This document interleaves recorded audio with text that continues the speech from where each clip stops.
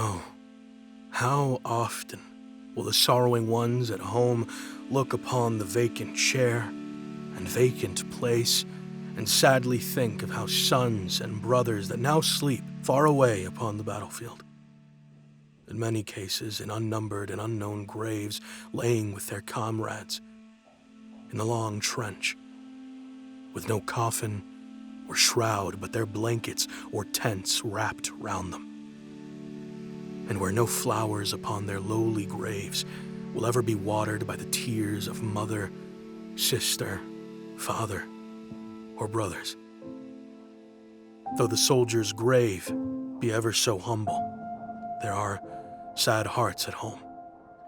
Though a humble home it be, that feel lonely on account of the poor boy that fills the humble grave. I have never yet passed over a battlefield and gazed upon a single grave or the trenches with 20 to 70 dead soldiers in each. But what it has made me feel sad as I thought of their sorrowing friends many 100 miles away. But excuse me for this writing of things so gloomy, for I feel so today. Private Jonathan Bryan, 2nd Wisconsin.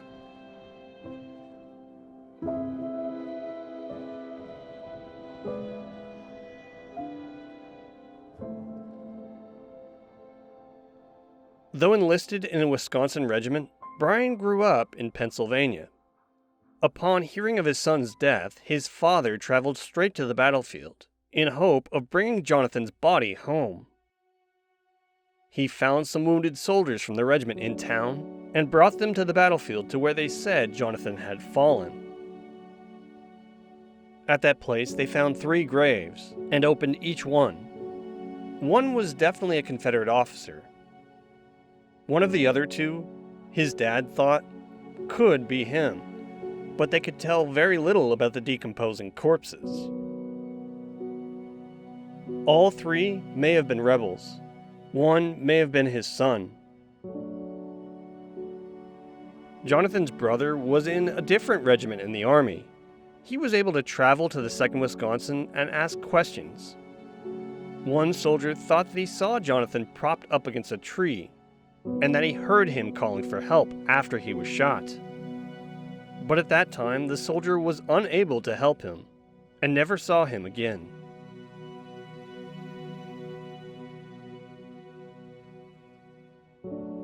Back home, his sister wondered if he might have actually only been wounded, and now a prisoner in enemy hands. But he was never heard from again. Such was often the fate of fallen enlisted men. Even today, an empty grave rests at his hometown, reserved for a body which never arrived. His true grave is ever so humble, wherever it is.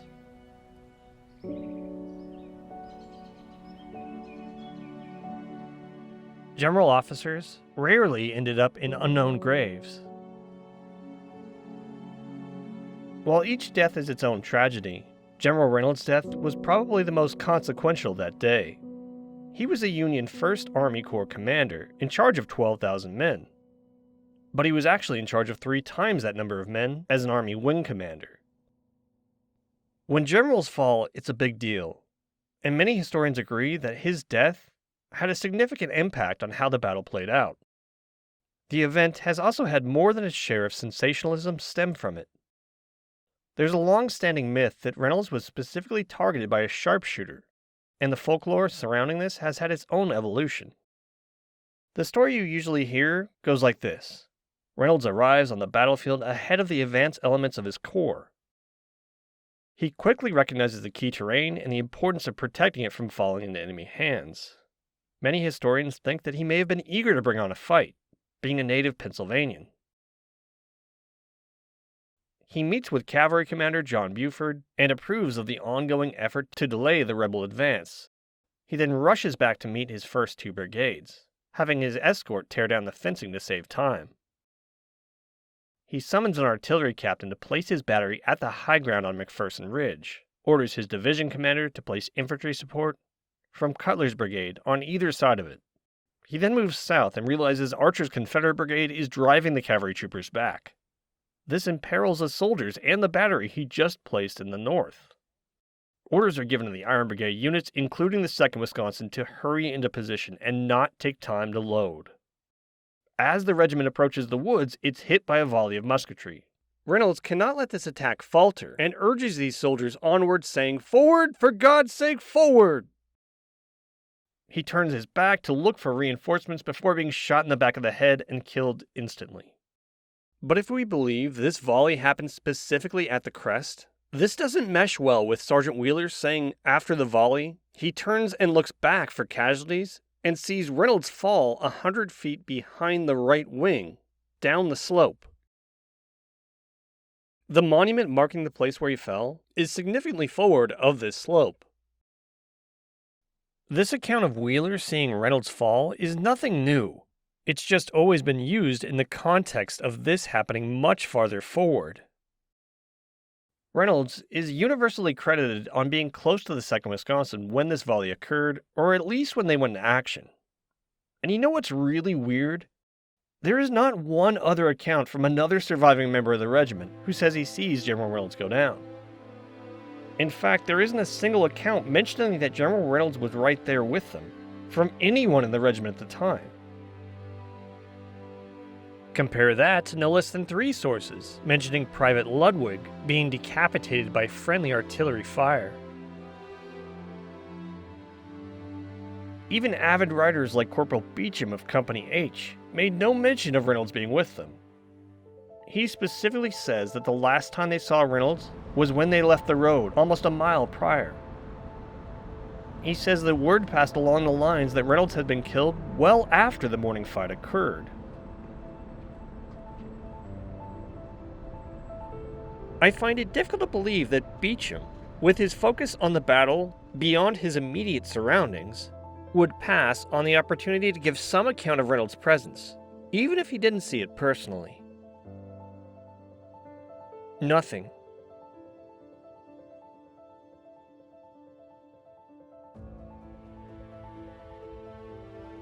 It's not that unusual, or particularly scandalous, for monuments to be misplaced or imprecise.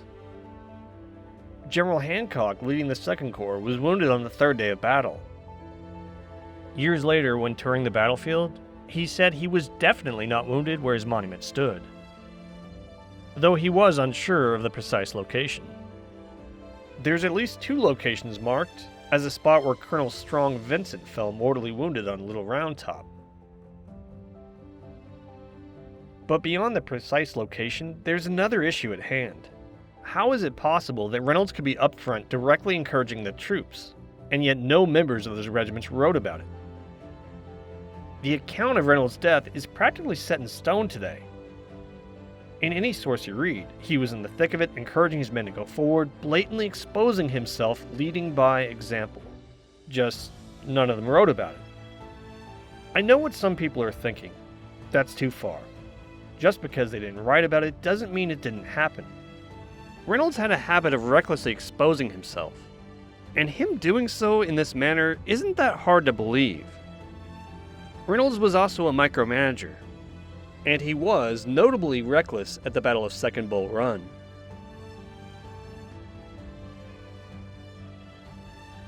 He was only in command of a single division at the time, and the situation was frustrated and desperate, and witnesses wrote about it.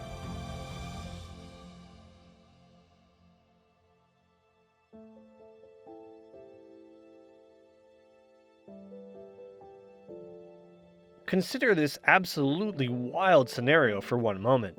You have a photograph, captioned, "Field where Reynolds fell." What if it was? Wheeler says he was on the right of his regiment, and he looked back and saw Reynolds fall within 100 feet. And here you have a photograph that just so happens to be looking here at this area behind the right wing of the regiment's position, down the slope. There's a chance that some of these are even dead from Wheeler's company. And definitely from his regiment. Are you kidding me? Nobody has considered this, and why would they? The photograph's location has been disputed, and the monument to Reynolds is some distance forward. How Reynolds' monument came to be placed there is relatively simple. The place was marked by someone who was with him at the time, and the monument was constructed a couple decades later. So who was responsible for marking the place where Reynolds fell, and the story of his death? Reynolds' orderly, Private Charles Henry Vail, is often credited with being the one nearest to Reynolds when he was shot. He was also the one that marked the place. Vail was 21 years old at the time of the battle, and had been on Reynolds' staff for 11 months. He was quite adamant years later in saying that Reynolds was not killed by a sharpshooter. The sharpshooter story was a prevalent myth after the battle, with several Confederate veterans claiming to have fired the fatal shot. Most of these claims are not credible, if not outright embellishments. Reynolds' former orderly felt the need to advocate against one such claim by writing into a veterans' newspaper. But Vail himself was prone to embellishing. In 1864, Vail wrote a letter, and in it he named 2 officers who were with him when Reynolds was killed. They quickly examined him and couldn't see where he was shot. The 2 officers and Vail carried the general some distance to safety before they went off to inform the chain of command. And Vail found some others to help carry the general off. Years later, in his memoirs, he said that he was alone with the general when he was shot. In his memoirs, he said that Reynolds was riding into the woods well in advance of the 2nd Wisconsin, leading the charge in person. He says the fire was so great that the 2nd Wisconsin veered to the right instead of charging, leaving Vail and Reynolds all alone in front of the enemy. Reynolds was shot, and Vail found himself on the ground, dismounted, and holding the dying general. The rebels yelled, "Drop him! Drop him!" But instead, he dragged Reynolds back over the crest and out of harm's way. You can see how his memoir differs wildly from his earlier letter. I decided that I needed to read Vail's full memoir for a better understanding. In his own words, he says that his first job was a teaching job, which his father told him that he was totally unqualified for at the age of 16. He went and took a test for the job because a friend suggested it, and he was bored. He was surprised he even passed it. Like many young men, once the war started, he left his job and enlisted in the Pennsylvania Reserves. Early on, he was appointed as an orderly on the brigade staff. As luck would have it, after the Peninsula Campaign, his own commander would be elevated to division command. When Reynolds took over the division sometime later, he kept Private Vail on his staff.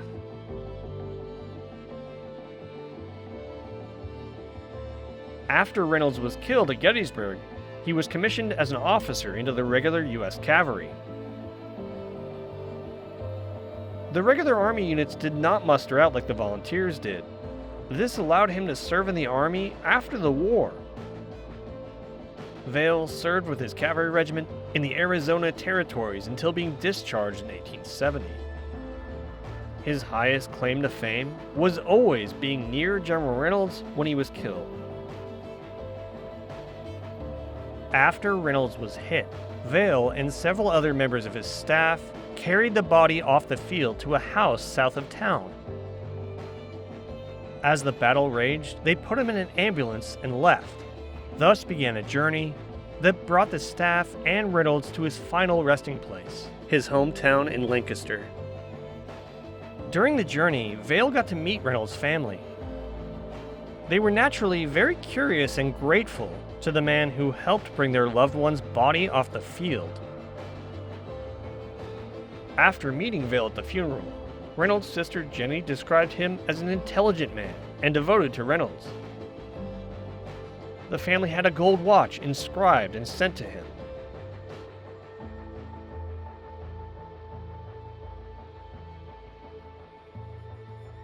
Vail returned to the Army of the Potomac until some months later, when he was summoned by no less than the Secretary of War to Washington, D.C.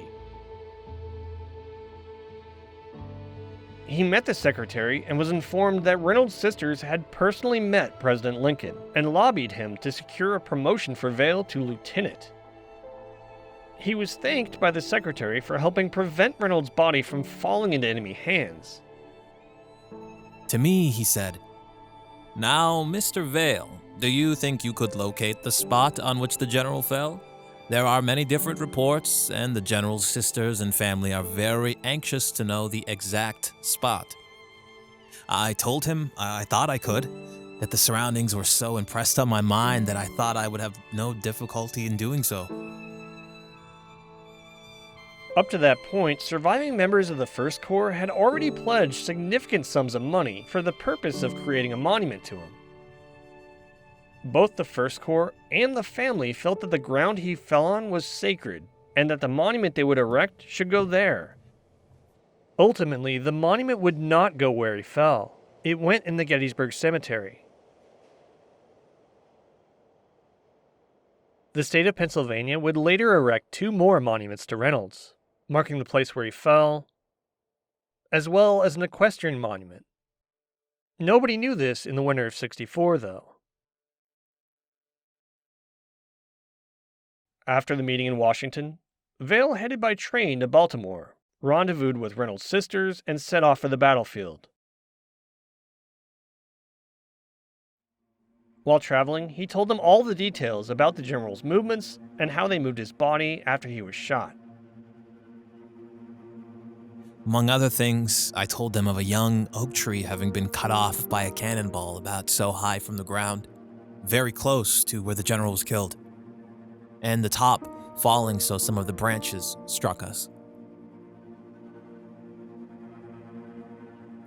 After we had driven to the spot by the route we had taken that fatal day, which I had no trouble in locating as described, the ladies were perfectly satisfied that I was correct, and we were about to leave when one of them happened to think of the oak tree I had said had been cut off by the shot and inquired where it was.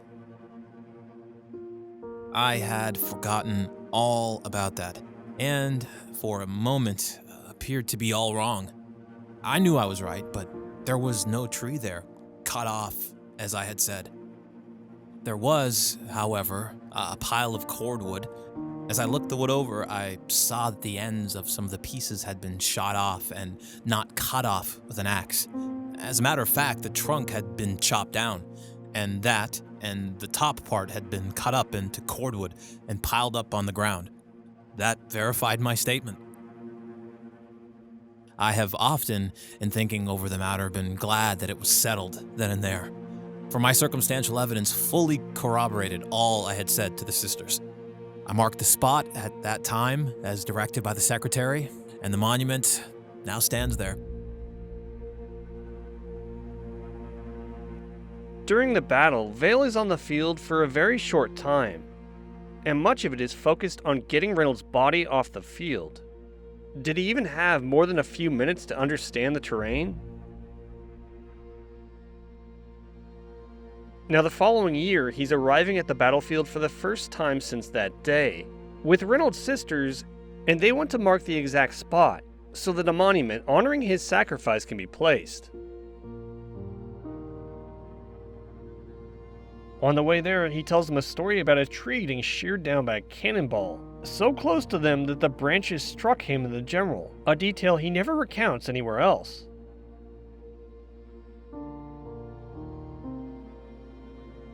Vail was getting an officer's commission from the gratitude from these ladies for saving their brother's body from capture, something that was never realistically going to happen in the first place that morning. What's more is that the graves of all these soldiers are probably still there when they arrive on the field. Bodies were still being moved to the National Cemetery into the following spring. Is he going to lead these ladies to a spot a few dozen yards behind the line of headboards and say that this is where their brother was shot? In the back of the neck? Or is he going to say something else? Is he going to say that General Reynolds was well in advance of the regiment, leading the charge in person? As he said in his memoir later on, This is an authentic account of the circumstances attending the death of General Reynolds and can be verified by no other living person than myself, having been the only person directly present when General Reynolds fell. Years before he wrote these memoirs, in the spring of 1864, he wrote a letter in which he said, When the general fell, the only persons with him was Captains Mitchell and Baird and myself. When he fell, we sprang from our horses. and what harm was Vale doing Reynolds, if he had embellished his final moments?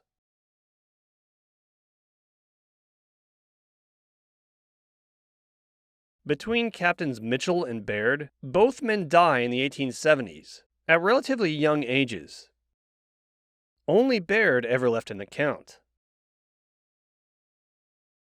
After throwing the first troops forward into the woods and turning to come out of them, the enemy opened a most terrific fusillade, and an accidental shot, not from a sharpshooter, as has been stated, struck him just as he was getting clear of the timber. As he fell from his horse, his foot hung in the stirrup, and he was dragged 10 feet or so before it was loosened.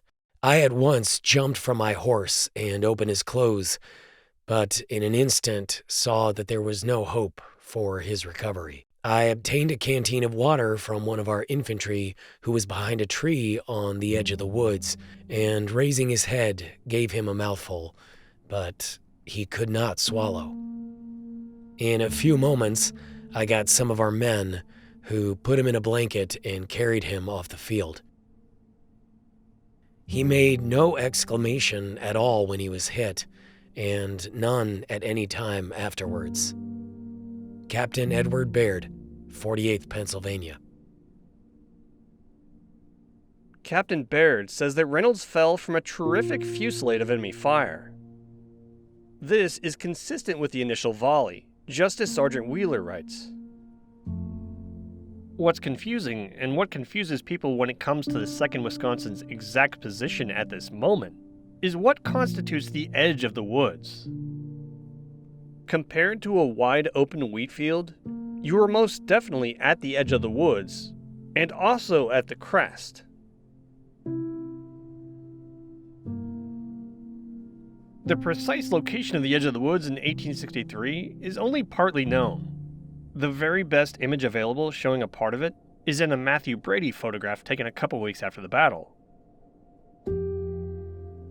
We can see, like today's woods, the edge is somewhat of an angle, so that it nearly reaches the very summit of the ridge. Through the trees, we can see part of the ground the 2nd Wisconsin would have came over.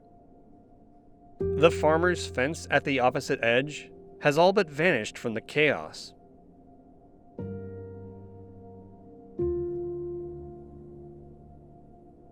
The tree that is eventually marked by Vale is somewhere around here.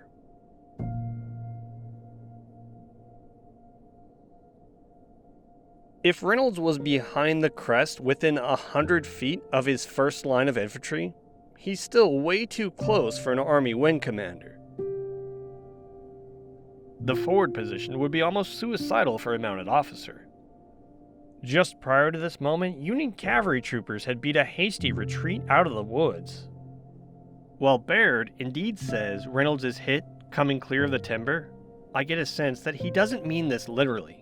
I think he rather means that Reynolds is getting clear of where he would be exposed to the enemy line of battle, which is in the timber. Captain Baird and Sergeant Wheeler both say that Reynolds fell of a stray shot from a volley.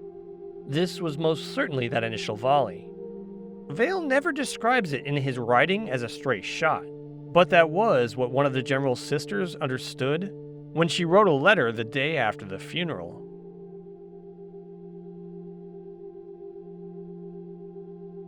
Reynolds did not personally order the 2nd Wisconsin in the woods either. Lieutenant Colonel Kress, another staff officer, is the one that transmitted these orders to Colonel Fairchild and the other regiments, rushing them forward. Baird mentions that he got a canteen from a soldier behind a tree and tries to give water to Reynolds. Who this infantryman was may forever remain a mystery. A soldier from the 14th Brooklyn is credited by name with recovering Reynolds' cap, belt, and sword.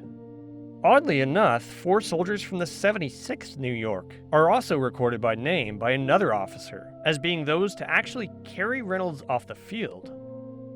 All the named men are from different companies. They were probably stragglers.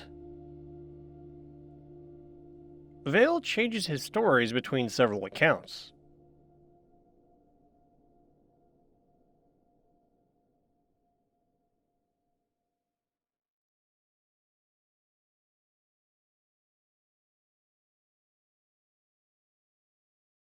We already know the regiment closest advanced slightly obliquing to the right and into the woods. Vale only seems to be aware of the 2nd Wisconsin making a rightward movement of some kind, and not of their rapid and successful advance forward from there. If Vale and Reynolds had truly gone farther forward, Vale should have known that their own men were definitely advancing and successfully driving the enemy.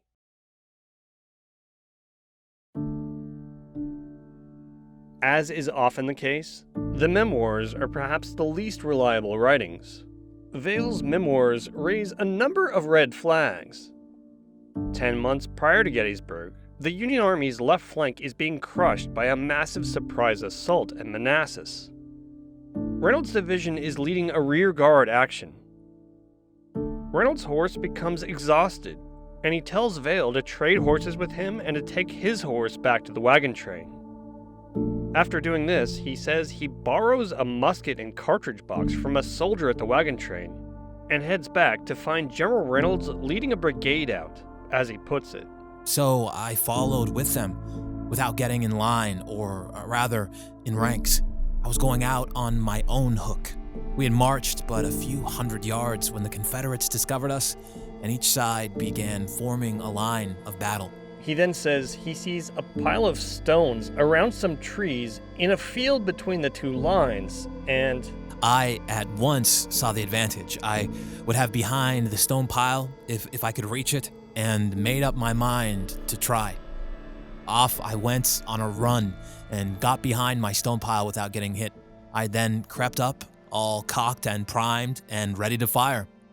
As soon as I had my shot, I would get down behind the pile and load again. In that way, I had several good shots. he's saying that he went off on his own without orders between the lines to take pot shots.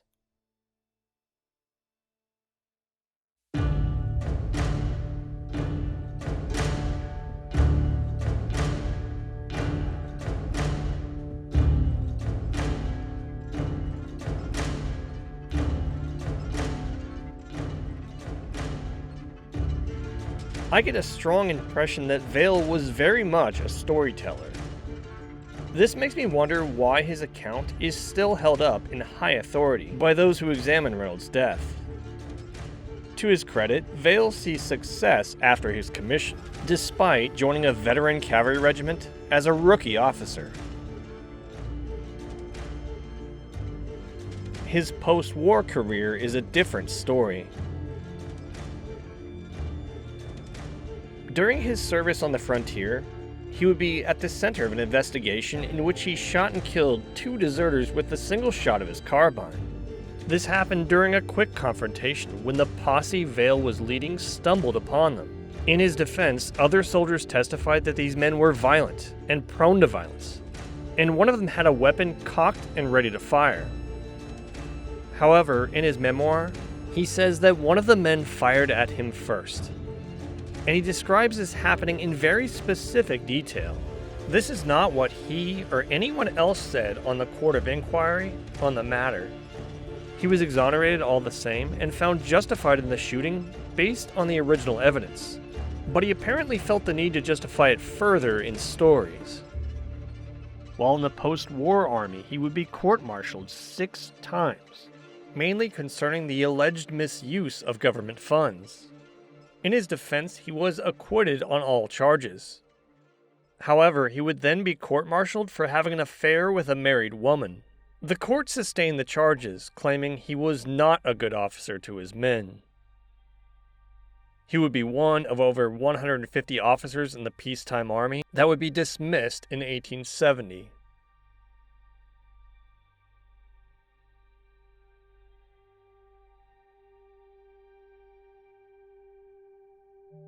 you might want to think that embellishments in Vale's memoirs can be ignored. A lot of veterans exaggerated later in life. The story about a cannonball severing an oak tree next to where Reynolds was killed is a rather interesting one. He says he told the general's sisters this story and that he had trouble explaining it when they got there. He mentions something that seems to correspond well with this in an 1864 letter to a Gettysburg attorney involved in monument planning. It's written within a month of him marking the spot. Vale says a spot he marked is near a tree that had been cut down into cordwood. He probably really did tell this story to Reynolds' sisters a few weeks earlier. The problem is that his story seems impossible. Confederate artillery was here and was active. However, the likelihood of a Confederate shot coming in from the opposite side of the woodlot, punching through the tree canopy, and then hitting a trunk hard enough to completely knock it down is very low. Civil War artillery did not knock down trees left and right. Besides, why in the world would the Confederate artillery be targeting this area in danger close to their own advancing infantry in the woods? They also had other targets in the open ground that they were actively engaging, and they didn't need to be blind firing into a tree canopy, not an unseen enemy regiment on the opposite side of the woods. Now here's Vale describing the location only weeks after marking it, and he's saying it's near a pile of cordwood, the same pile he used to cover his tracks for a detail that was probably just an embellishment. After his discharge, Vale would go into business in Arizona, eventually returning to Pennsylvania and listing his occupation as an insurance salesman in the last decade of his life. The fact remains that he was there and he did experience these things. He enlisted at a young age, retained the confidence of the generals who had him on their staff. After his promotion, he led veteran cavalry troopers in combat and was promoted twice while doing so. He stayed in the army, served on the frontier, and fought Apache. He was obviously a smart and literate young man, based on his writings in 1864 and his later ones. But knowing all this, how much do you trust him now? What exactly did happen to Reynolds? How did an army wing commander fall so early in the fight? Vale's story is not entirely out of character for Reynolds in the heat of battle. But leading a single regiment was not his job, definitely not now being in charge of his own small army. He was absolutely brave and had a reputation for it. At 2nd Manassas, he made a personal reconnaissance until he was fired on by enemy skirmishers. An orderly with him was even hit. Later, he had a very direct role in rallying parts of his division. The thing is, multiple soldiers wrote about these incidents. Why would he risk his life so brazenly, following an infantry regiment into combat, all the while apparently having no discernible effect, and without even being noticed by them? If Reynolds was truly farther forward, someone should have noticed him from the regiment, but they didn't. The only eyewitness account we have is a sergeant from Company I, who says he looked over his shoulder and saw Reynolds fall off his horse down the slope within 100 feet of the right of the regiment. Reynolds probably never even said those famous last words. A combat-experienced major general ought to know when and where his voice can project to inspire soldiers on the battlefield, and when it can't. A private on the general's staff doesn't know that. In Vale's defense, one of Reynolds' sisters wrote an abbreviated account on the day after the funeral about what she heard from Vale. She doesn't say that Reynolds was leading the advance, but that he was dangerously close, within 50 yards of the enemy, and behind the first line of infantry. And she described last words very similar to what Vale would claim elsewhere. By all accounts, Vale was a lifelong storyteller, sharing a strong bond with Reynolds. It seemed that he didn't want the general's demise to be anything less than the stage-worthy exit that he deserved. His former orderly, Vale died suddenly on New Year's Day in 1910. Vale's obituary showed up in a number of newspapers, including the veterans newspaper, National Tribune. One veteran from Maine saw the obituary and wrote in. He was writing to dispute the idea that Vale was alone with Reynolds when he fell. The writer was not present when Reynolds fell, but he knew someone who was. Captain Carson of the 1st Maine Cavalry. Carson's unit was detailed to the 1st Corps as couriers.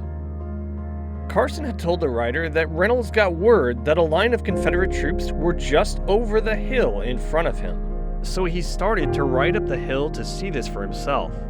And as he reached the crest, the Confederates fired a volley, which killed him.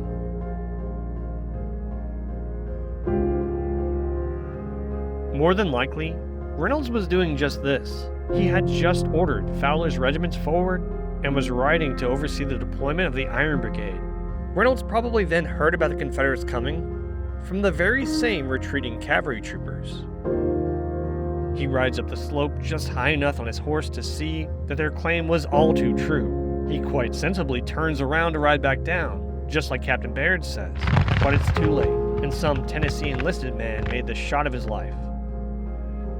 One can imagine the thoughts going through Vale's head, and those of the other staff, as they hastily escort the body home. Even outside of their small posse, the entire region would quickly be aware of a battle taking place. They could hear it. Everywhere they go, the rumor mill would be turning. They surely had time to be anxious of the outcome, even if he got the noble death. It doesn't hurt his legacy to pad the circumstances with a little extra heroism. And you know an illustrious 19th century family such as the Reynolds have questions. His faithful orderly gave them answers. While Vale has an elaborate story about Reynolds advancing and leading the unit in person, and then turning his head to look back for reinforcements. This certainly is to account for the fact that he was shot in the back of the head. Both Captain Baird's account and Captain Carson's supposed account state that he was either moving away or accidentally putting himself into the line of fire. All three of these accounts describe it as a volley as killing Reynolds. It was not after the volley. It was not 50 yards farther forward. He was not rallying that regiment through personal leadership. He was among the first to fall. This can be a bitter departure to step away from believing something more romantic and more established. But this is what reality is like. Not every character's exit is so stage-worthy. For someone in charge of 30,000 troops, he was way too far forward, and he made the ultimate sacrifice for it, the same as his subordinates, still laying in wheat 4 days later. One would think with so many soldiers moving nearby that there would be more written witness accounts. In almost any situation you can imagine, the most likely explanation is that Reynolds was indeed killed from the first volley, and everyone's focus was directed towards where it came from. Depending on how intact the wheat field was, this would add to the confusion once he was down. Going forward into line was a relatively complex maneuver, which would have taken the full attention of most of the 2nd Wisconsin. Nobody back then worked very hard to counter any of the specifics about Reynolds' death, if they happen to come across any published details. It's unlikely, but it is conceivable that some other account is still out there. The type of account that wasn't in demand in newspapers or publications. If I was going to do more research, I would start on any of the named soldiers who we know had a presence. Captains Mitchell and Baird, Captain Carson of the 1st Maine Cavalry, any letters or materials sitting in some obscure collection, the 4 named men who acted as stretcher bearers, the sergeant who recovered the cap, belt, and sword. Oddly enough, he became a famous illusionist after the war, before dying in abject poverty in England. Perhaps somewhere out there is one more piece of the puzzle.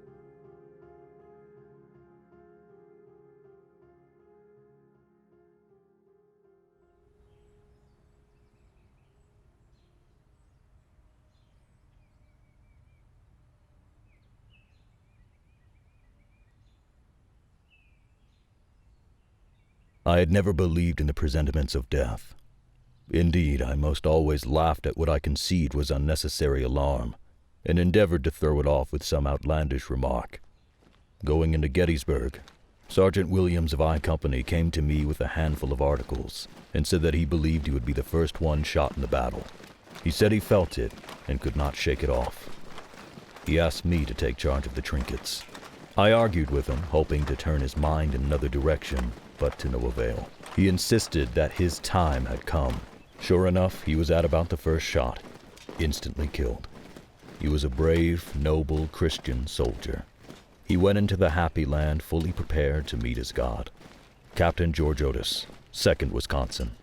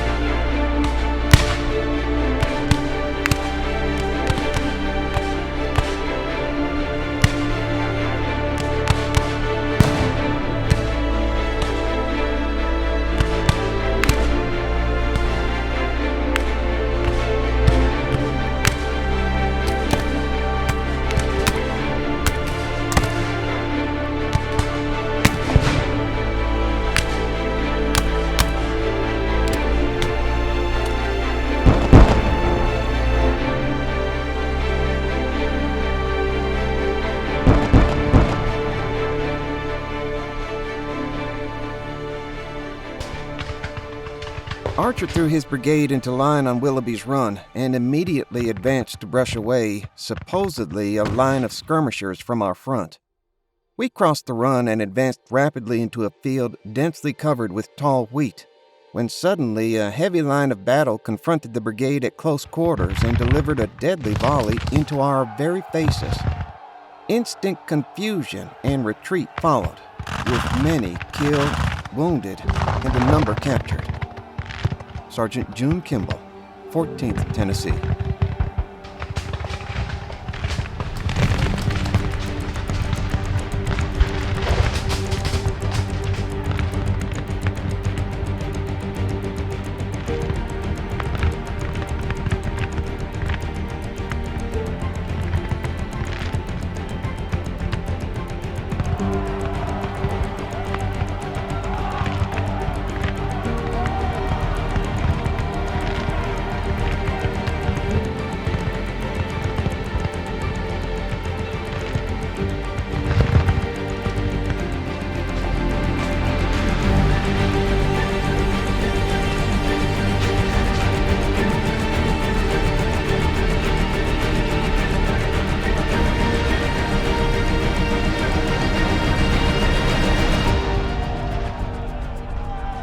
Never before had the Iron Brigade swept a foe off the field so thoroughly, and never would it again. Among the hundreds of casualties was the man who brought them there. Besides his blood, Reynolds still had one more thing to contribute. He has riders pounding down the roads for help. One of these is headed for the Army Commander's headquarters in Maryland. Orders are soon pushed to concentrate the army at Gettysburg. But the enemy are concentrating faster than anyone realizes. The 3rd Division of the 1st Corps arrives and extends the line, as skirmishers are deployed to screen the front.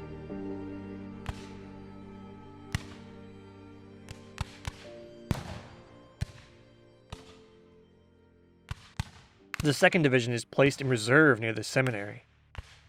On most battlefields, Union artillery has the advantage in quality, and in numbers, not here today.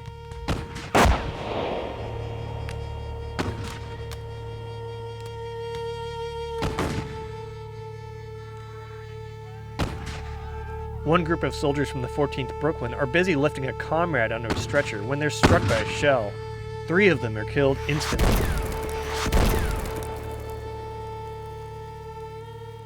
The men have to hug the ground behind the ridges and in the woods as their own gunners try to counterfire.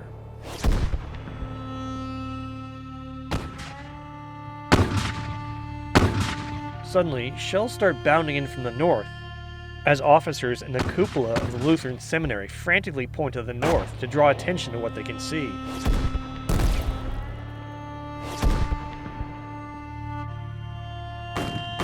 Another Confederate corps is beginning to arrive on the field. Their cannon, posted on good high ground, see an opportunity presented to them. One round disembowels a soldier from the 151st Pennsylvania while they lay there. The new threat forces Cutler's brigade to withdraw into the woods behind them, and the Pennsylvania Bucktail Brigade to begin changing front to the north. During the movement, one shell hits among them, killing 4 instantly and badly wounding several others. Shells begin gliding over the crest from the west, in search of their newly exposed flank. 5 men are killed or mortally wounded at once. A captain is torn in half. 2 more soldiers are killed. Another soldier has his head taken off. It's bad enough that the color guard is sent some distance forward to draw fire from that direction. The booming of cannon has finally lured the very anxious Confederate commander onto the field. He didn't issue any orders to attack, and yet the largest division in his army is stepping off to do just that. The entire 2nd Division is needed to stop them. Reinforcements have arrived in the form of the 11th Corps, but the spiraling crisis to the north demands everything they can spare and more. Some units drift farther south and become engaged with elements of the 3rd Division.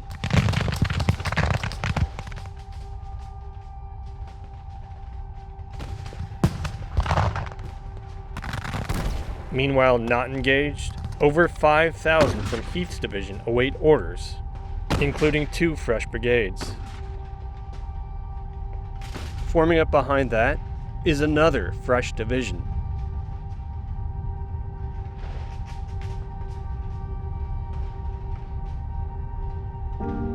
To the men in the ranks, it's abundantly clear that they're vastly outnumbered, and the sounds of battle are beginning to increase to the north. Several requests to withdraw to a more defensible location are sent up the chain of command. General Doubleday believes the woods are crucial to stop the enemy from using the roads on either side. The leadership void left by General Reynolds is being felt. General Thomas Rowley, normally entrusted with a single brigade, is now in charge of the 3rd Division. He's acting erratically. Numerous sources claim he's been drinking. At the end of the day, he'll be arrested and removed from command. General Lee correctly senses that he has the advantage in this unexpected battle and gives his approval for a general attack. Somewhere around 3 o'clock, I should think, a long column of rebels came out of the wood a mile or so in our front and filed off to our left. This was soon joined by another column, which when they faced into line, formed a second line for them.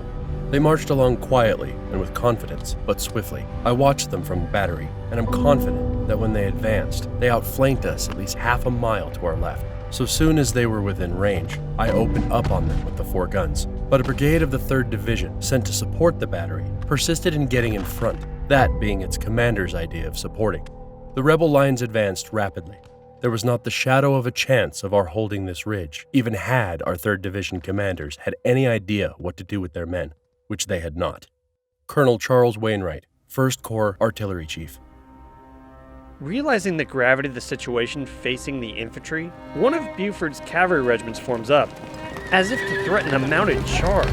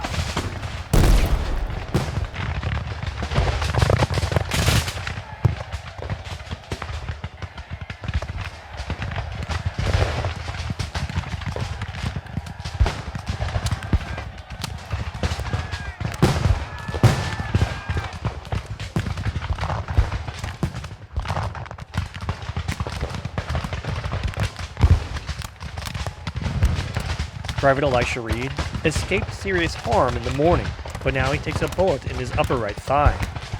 I did not need a post-mortem examination to tell me that I was winged at last. At about the same instant, another ball came crashing through the other leg, so very near to the artery that I felt sure that it must be cut. I realized in a moment that if the artery were cut at that point, I had not more than one chance in 1,000 of living an hour. I also knew that no power on Earth could save me unless I compress on it immediately. We were falling back rapidly, and the rebels advancing a little more rapidly. To stop there and tie up my leg would be to fall into their hands in about a minute. To run might ensure my bleeding to death. I could take my choice. Run, and perhaps die. Or stop, and perhaps live, and be taken prisoner. I had been a prisoner. 10.5 months already, and on parole nearly as much longer. And I didn't want any more of that. Now, all these situations and results flashed through my mind in less than 1,000th part of a second. I threw down my gun and broke to the rear, and no words can convey any idea of how rapidly I ran, even though loaded down with my cartridge box and knapsack containing all the real estate and personal property I had in the world. I cared not for where I ran, except that it be in the opposite direction from that which the rebels were coming. Private Elisha Reed, 2nd Wisconsin.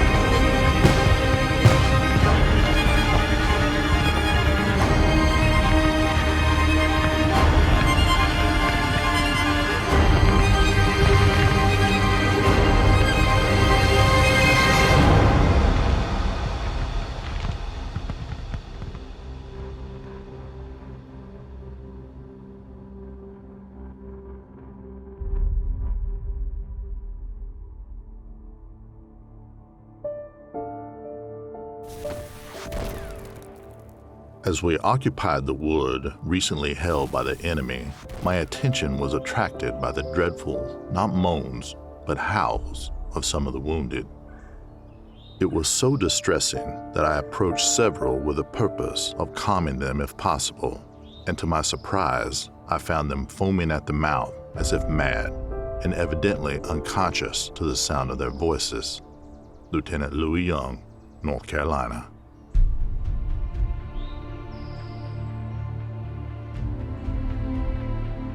Many wounded, like Private Reed, could quickly help themselves off the field.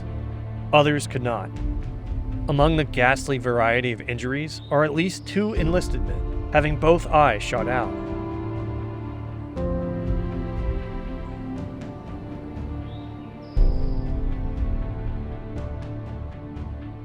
Still conscious and retaining his eyesight is Lieutenant Bruce of the 7th Wisconsin. He lays helplessly on the slope, having been shot down in the withdrawal. I was left on the field with a bullet in my left breast. There I saw for the first time the rear of a rebel line of battle while on the advance. I had seen them on the retreat, but here they presented altogether a different spectacle. There was discipline of the strictest kind, every man in his place, each officer in his, and the line dressed as if on review. I could but admire them. This is a fresh rebel division, and one of the most battle experienced.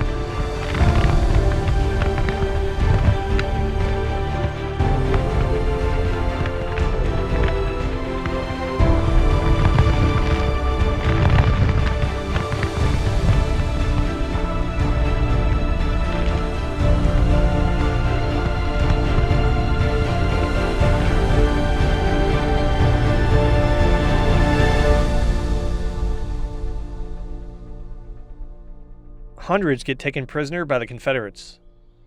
The men of the Iron Brigade will spend the next 2 days dug in on Culp's Hill. You may well imagine the feelings of the Badger Boys, to be obliged to leave upon the field their dead and wounded comrades. But such is the misfortunes attending battles, as well as misfortunes of a soldier. This is the third or fourth time we had to leave our dead and wounded to the mercy of our unfeeling foe.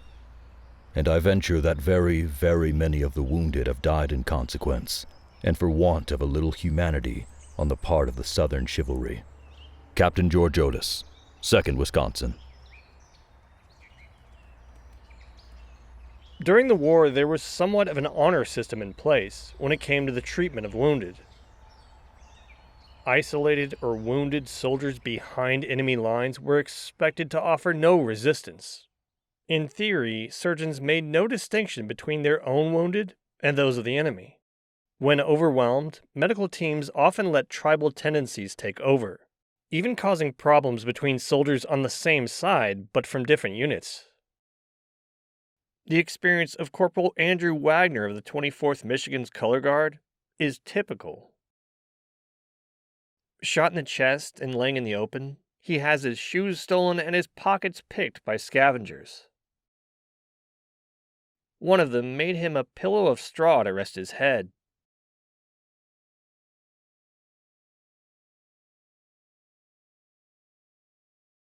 Confederates have a lot of casualties too. Near nightfall, I was ordered to see that all the dead were buried and all the wounded sent back to the hospital. This forced me to go all over that horrid field. The Pioneer Corps soon came, and I selected a place to bury our dead. When they went to work digging the trenches, my little corps brought in the dead as rapidly as possible. The poor, wounded Federals were crying piteously for water in every direction. We kept our canteens filled and administered comfort to as many as possible.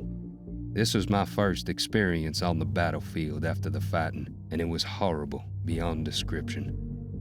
If every human being could have witnessed the result of the mad passions of men as I saw it that night, war would cease, and there would never be another battle. It must needs be that offenses come, but woe unto the man by whom they come. Surgeon LeGrand Wilson, 42nd Mississippi. In fields and bedrooms, parlors and hallways, warehouses and sidewalks, they languish. Even when the medical system works well, some cannot be saved. After hours of great suffering, Henry McCullum will finally die, only a few days short of his 23rd birthday, among many others.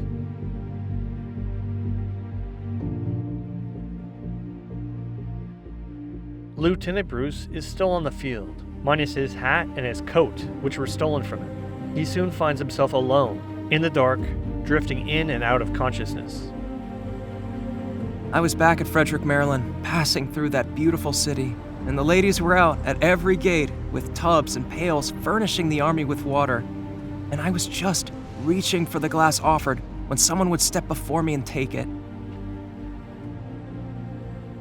At other times, I was in a beautiful valley with a crystal stream running through it, and as I put my lips down to quaff the water, stream, valley, and all that vanished, and I awoke to the reality that I was. Alone on the battlefield, and that terrible thirst was still tugging at my very vitals. But relief was at hand. I could hear the clank of the canteen in the distance. No music was ever so sweet.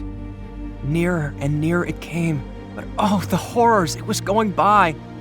I called as loudly as I could, and I was heard. There came back a rebel. What could I expect from him? He asked me what he could do for me. Water was my cry. I have not a drop, he said, and do not know where to get any. I asked him to take my canteen and go and see if he could not find me some. He said he was afraid he would run into our lines and be shot, and that he could not do it, although he was very sorry. I told him to kill me then, to run his bayonet through me, as I could not live in such misery. He hesitated a moment and said, I tell you what it is, Yank. I have a canteen of milk which I gave my last quarter of money for, and I will divide it with you. He took the canteen and gave me full half of the milk, spread a rubber and wool blanket under me, and put a knapsack under my head and a wool blanket over me, and tucked me up so gently that I could not keep back the tears.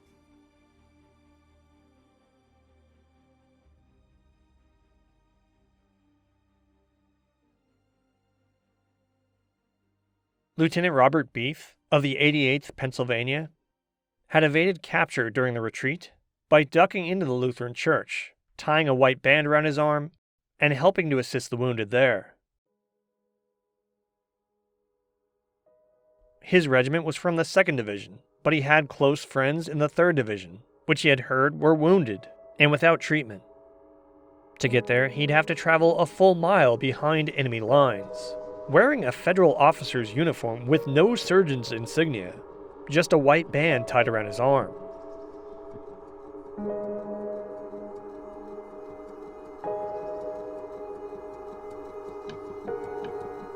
He found the barn full of bleeding and mangled soldiers in the most distressing condition, without a surgeon to dress their festering wounds or to bind up their splintered bones. Many were unable to move, in some cases being glued to the floor by the blood flowing from their gaping wounds. He found a soldier wounded in the arm and put him to work carrying water.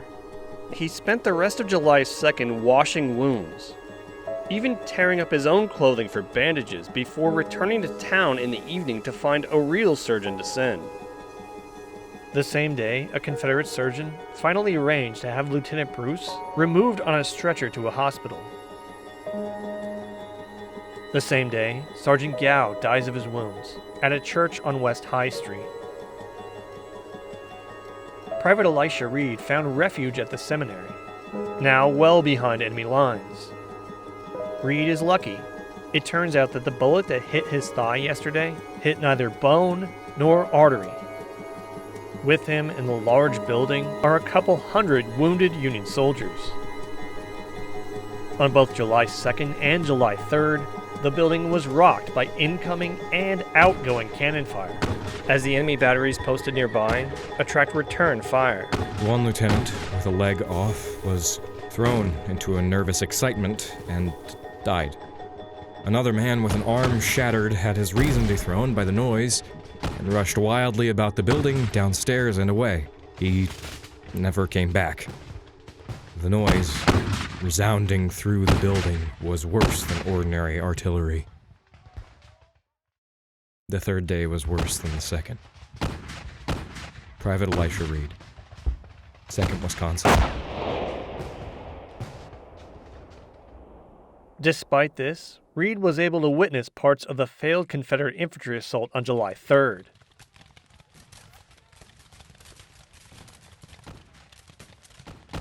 Colonel Morrow of the 24th Michigan was another wounded prisoner who witnessed the failed attack from a steeple in town.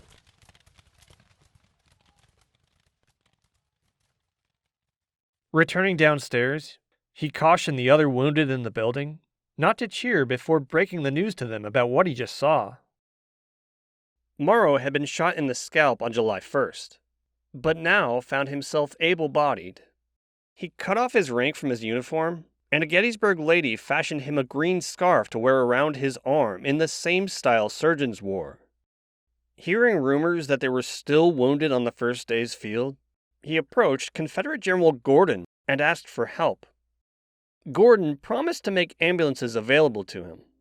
After nightfall, Morrow, his regiment's assistant surgeon, and several Confederate attendants set off for the battlefield.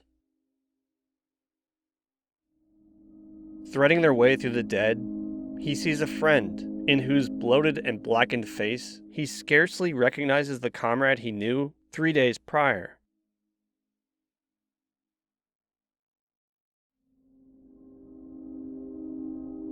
Those wounded that he can find, he gathers together and evacuates, bringing several ambulance loads off the field.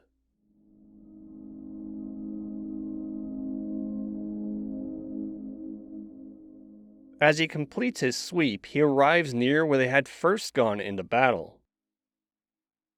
There, a Confederate picket calls out, "Who goes there?" "Federal surgeon in search of wounded." "Come here," says a Reb.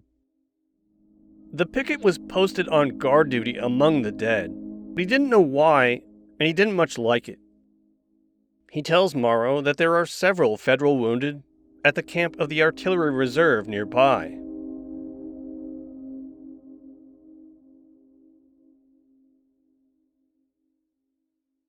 When July 4th dawns, things have changed. The front line is now Seminary Ridge.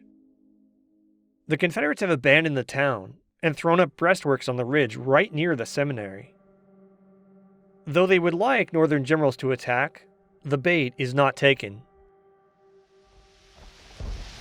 Overnight, it rains furiously for hours.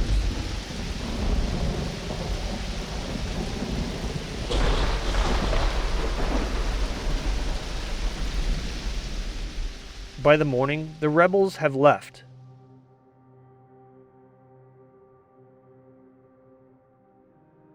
Reverend Leonard Gardner is among the very first civilian sightseers to the battlefield from the outside world.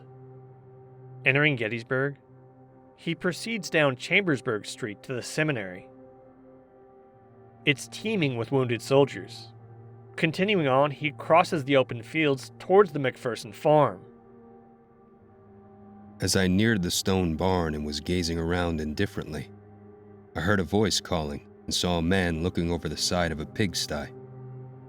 He beckoned to me with his hand, and as I approached, cried out, "For God's sakes, Chaplain, come and help us. There's no one here to do it." When I examined the situation, I found that the barn above and below, the wagon shed, the tenant house, the pigsty, and the open barnyard were all crowded with badly wounded soldiers, and I was the only sound-bodied man among them. At this moment, my curiosity was superseded by a sense of duty, and I began what I have since regarded as the best Sabbath day's work of my life. In the retreat during the night, these men, who had been in the hands of the enemy for 3 days, were left behind. No relief had reached them at this early hour, and I happened to be the first to come to their assistance. My first work was to carry them water for the morning. It was very warm, and they were all thirsty.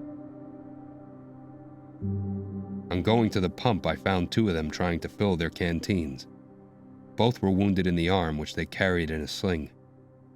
One pumped, and the other held the canteen using their sound limbs. Reverend Leonard Gardner.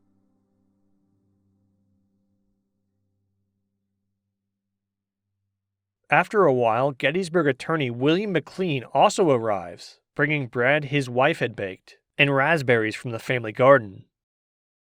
Around noon, the first federal surgeon with 2 assistants arrives and sets to work completing necessary amputations.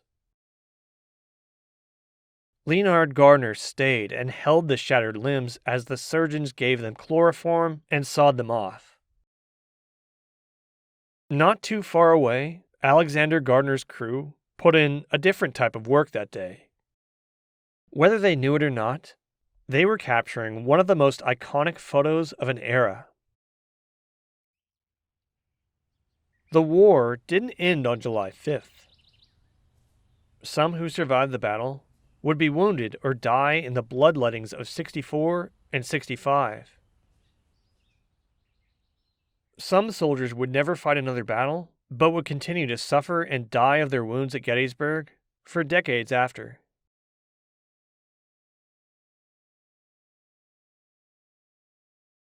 Others had different problems.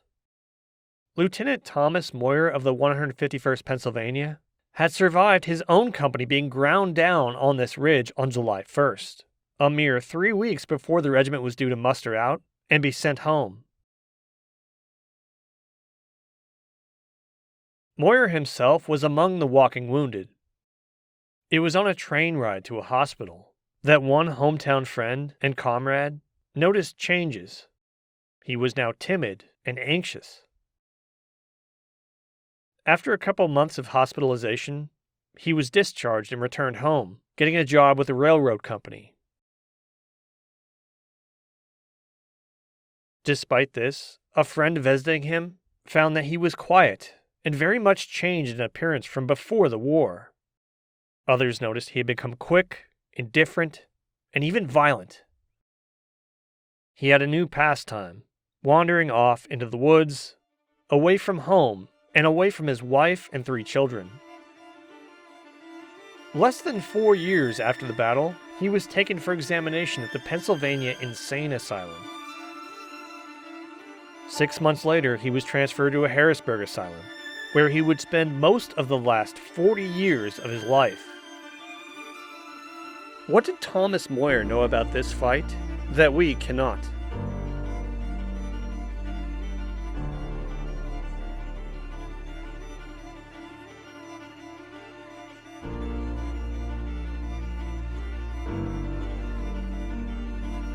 Alexander Gardner titled this photo, "Field Where Reynolds Fell." Was he right? By some amazing coincidence? That with all the criticism that might be due for his other supposed trickery, that he actually scooped literally every historian that has came since. After all, it was him, or it was his crew, that was first there on the ground, and with the soldiers who fought it.